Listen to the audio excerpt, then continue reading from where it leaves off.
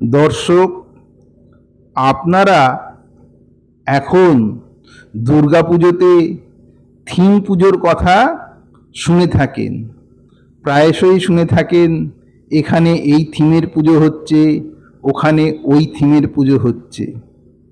কিন্তু আপনারা জানেন কি এই বাংলাতে দুর্গাপুজোতে কবে কোথায় প্রথম থিম পুজোর প্রচলন হয়? সে সম্পর্কে যাদের ধারণা আছে তাদের নিশ্চয়ই আছে, যাদের নেই তারা সেই কথা শুনলে কিন্তু অবাক হয়ে যাবেন। এই যে থিম পুজোর প্রচলন প্রথম বাংলাতে কিভাবে এবং কি রূপে ঘটেছিল, কোথায় ঘটেছিল, সেই কথাই আমি আপনাদেরকে আজকে বলবো। বাংলায় দুর্গাপুজোর ইতিহাস নিয়ে আমার একটি ভিডিও আছে, কাজেই দুর্গাপুজোর ইতিহাসের মধ্যে আমি যাব না, আমি শুধু থিম পুজোর কথাটুকু বলবো। থিমটি কি এবং কোথায় হয়েছিল।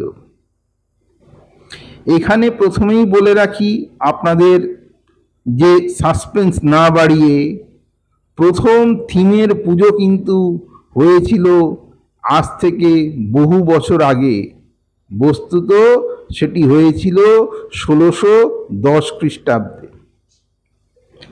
আমরা অনেকেই জানি যে বাংলায় বিভিন্ন জমিদার বাড়িতে দুর্গাপুজোর প্রচলন শুরু হয়েছিল। শ্রাবণীয় রায়চৌধুরীদের বাড়িতে দুর্গাপুজোর প্রচলন যা ঐতিহাসিকভাবে পাওয়া যায়, তা প্রথম প্রচলন শুরু হয় 1610 খ্রিস্টাব্দে।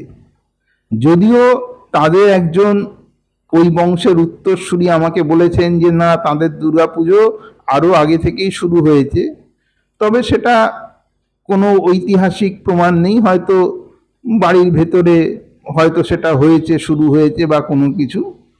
কিন্তু 1610 খ্রিস্টাব্দেই শ্রাবণ্য রায়চৌধুরীদের বাড়িতে দুর্গাপুজোর প্রচলন শুরু হয়। এটি বাংলার প্রথম দুর্গাপুজো নয়, দুর্গাপুজো তার আগে থেকেই শুরু হয়েছে, শ্রাবণ্য রায়চৌধুরীদের বাড়িতে 1610 খ্রিস্টাব্দ থেকে শুরু হয়। এবং আপনারা শুনলে আশ্চর্য হয়ে যাবেন, এই শ্রাবণ্য রায়চৌধুরীদের বাড়িতেই সে যুগের প্রথম থিম পুজো শুরু হয়। এবারে আমরা এখন যেভাবে থিমের কথা ভাবি, সে যুগে তো আর সেই কথা ছিল না, থিম ছিল না, থিমের কনসেপ্টই ছিল না, থিমের ধ্যান ধারণাই ছিল না।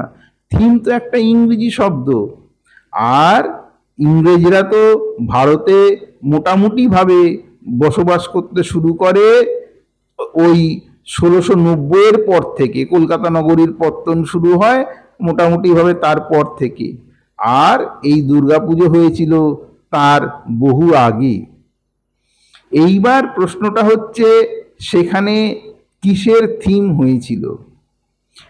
এইখানে বলার কথা যে থিম কিন্তু সামগ্রিকভাবে সেখানে ছিল না। সেখানে যে কার্তিক ঠাকুরের প্রতিষ্ঠা হয়েছিল সেটিই ছিল সেখানকার এখনকার যুগে যাকে আমরা থিম বলি, সেই থিম।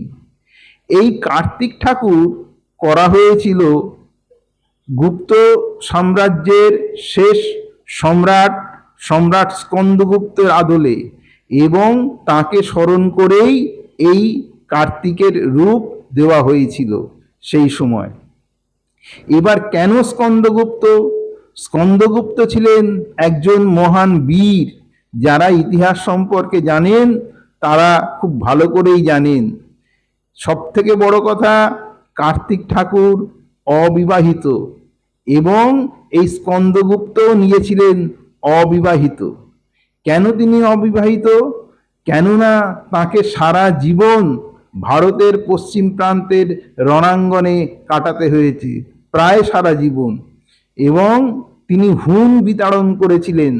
এই হুনেদের সঙ্গে যুদ্ধ করতে গিয়ে তার পুরো জীবনটাই কেটে গিয়েছিল প্রায় রণাঙ্গনে, তিনি বিয়ে করার সময় পাননি। এটি ছিল গুপ্ত সাম্রাজ্যের পতনের অন্যতম কারণ বা মুখ্য কারণ, প্রধান কারণ, কারণ তিনি বিবাহ না করাতে তার কোনো সন্তানাদি হয়নি। এই কারণেই গুপ্ত সাম্রাজ্যের পতন ঘটেছিল। এমতো অবস্থায় সাবর্ণ রায়চৌধুরীরা সেই মহাবীরের স্মরণে কার্তিকের রূপ দিয়েছিলেন। কার্তিক হচ্ছেন দেব সেনাপতি, তিনি অবিবাহিত এবং স্কন্দগুপ্ত ছিলেন মহান বীর, মহান যোদ্ধা। তার মতন রণপণ্ডিত ভারতের ইতিহাসে খুব কম এসেছে। আমি স্কন্দগুপ্ত সম্পর্কে যদি সম্ভব হয় আলাদা করে একটি ভিডিও করব। সেই জন্যেই সেই স্কন্দগুপ্তকে স্মরণ করে তাকে শ্রদ্ধা জানিয়ে তার আদলেই কার্তিকের রূপ দিয়েছিলেন সাবর্ণ রায়চৌধুরীরা। বন্ধুরা, আমার ভিডিওটি আপনাদের কেমন লাগলো জানাবেন এবং ভিডিওটিকে লাইক করবেন, শেয়ার করবেন, সম্ভব হলে আমার চ্যানেলটিকে সাবস্ক্রাইব করবেন, তাহলে আমার একটু উপকার হবে এবং আপনাদের সামনে আরও আমি নতুন নতুন ভিডিও নিয়ে আসতে পারবো।